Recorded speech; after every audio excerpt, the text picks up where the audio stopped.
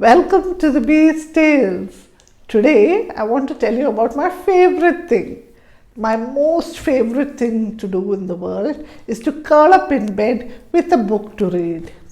And of the books that I read, my favorite author is P.G. Wodehouse. You may be a little too young to read P.G. Wodehouse, but you can always read books that have less chapters and more pictures. Reading books takes us to a magical world, isn't it? Yes. Now, today I'm going to talk about somebody's favorite thing. It is a grandmother like yours and mine, and she has one thing that is her absolute favorite: Granny's Sari. And the story has been written by Asha Nehemiah and it has been published by CBT Publications. CBT is Children's Book Trust. Now, the story has been illustrated by Subir Roy. Let's see what is so special about Granny's Sari.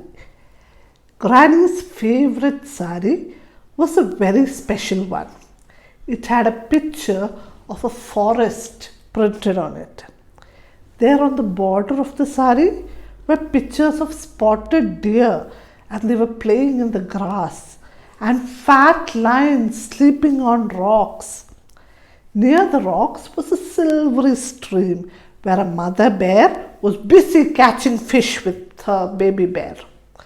High up in the tall trees were monkeys and squirrels eating nuts, while green parrots pecked at juicy red fruit.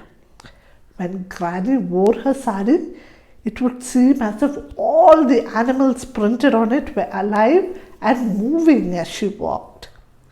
Granny had washed her sari and hung it on the clothesline to dry, but she forgot to put the clips on. And when the wind came, it blew it away. Oh no! My favorite sari has blown away! Don't worry, Granny, said Anu, her little granddaughter. I'm sure we will find your sari if we search for it. I will help you find your sari. So Granny and Anu went down the road looking for the sari. There they met a policeman. Please, Mr. Policeman, said Anu politely. What do polite children use? Magic words like please, thank you, and excuse me, isn't it? And one more, sorry. Yes. Now, Anu is a very polite girl, so she says, please, Mr. Policeman, have you seen my granny's sari? Of course I have, said the policeman. Yesterday, I was chasing a robber who had stolen jewelry from a shop.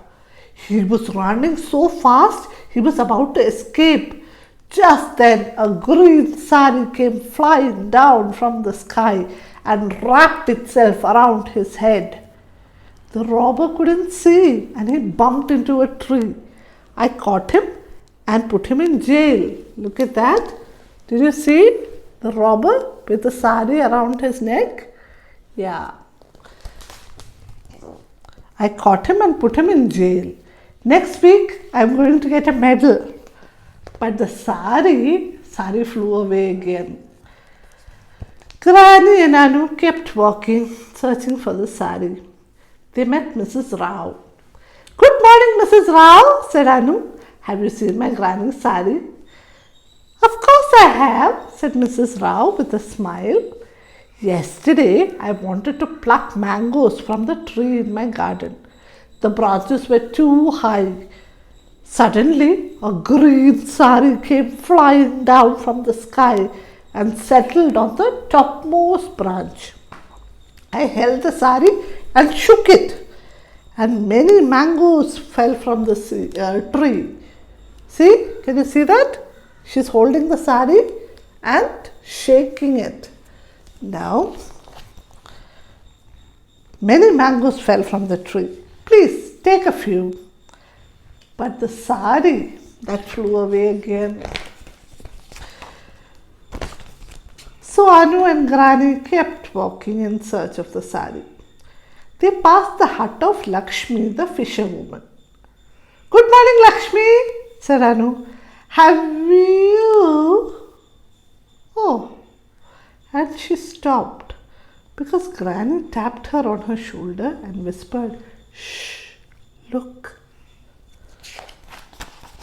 In a row, there stood 3 of Lakshmi's children, and they were all wearing new clothes. The eldest boy wore a green shirt, on the sleeves of which were pictures of spotted deer playing in the grass. The girl wore a dress which had the picture of a parrot on the pocket, and there was a squirrel on the other pocket.